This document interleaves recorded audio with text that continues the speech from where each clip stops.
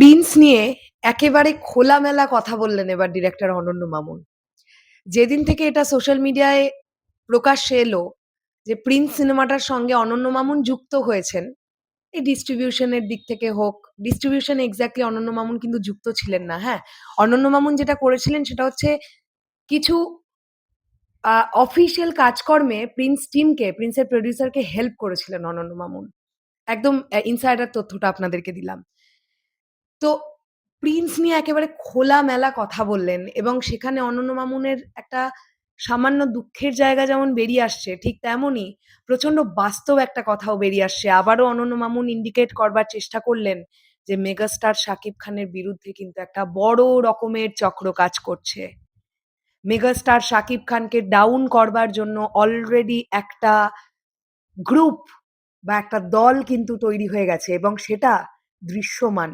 প্রিন্সের সময় তো আরো বড়ভাবে, ভালোভাবে পুরো পাবলিকের সামনে ব্যাপারটা দৃশ্যমান হয়ে গেছে। হ্যালো আমার সাকিবিয়ান ভাইরা বোনেরা, চলে এলাম আরো একটা নতুন ভিডিও নিয়ে। আশা করছি তোমরা সকলে খুব ভালো আছো। এক্স্যাক্টলি কি বললেন অনন্য মামুন প্রিন্স নিয়ে আমরা একটুখানি দেখি। তিনি বলছেন, সারা জীবনই মানুষের উপকার করতে গিয়ে আমি বাঁশ খেয়েছি। প্রিন্সের ক্ষেত্রে বাঁশটা বেশি বড় ছিল। প্রিন্সের সবচাইতে বড় সমস্যা ছিল গল্প বলাতে।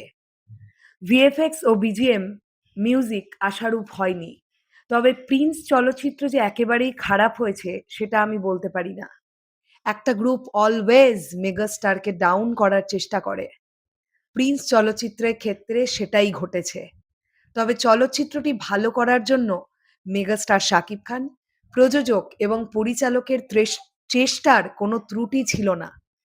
ডিরেক্টর অনন্য মামুন এই কথাগুলো বলছেন। হ্যাঁ, এটা তো স্বয়ং মেগাস্টার শাকিব খানই বলেছেন যে প্রোডিউসার বা ডিরেক্টর বা স্বয়ং মেগাস্টারের কোনো চেষ্টার অভাব ছিল না প্রিন্সকে ভালোভাবে দর্শকের কাছে নিয়ে আসার জন্য। কিন্তু মেইন প্রবলেম যেটা হয়ে গিয়েছিল, টাইম, সময় অনেক অল্প ছিল প্রিন্স টিমের কাছে। যতটুকুনি সময় তাদের কাছে ছিল সেই সময়ের মধ্যে তারা পুরো সিনেমাটাকে 100% গুছিয়ে আনতে পারেনি।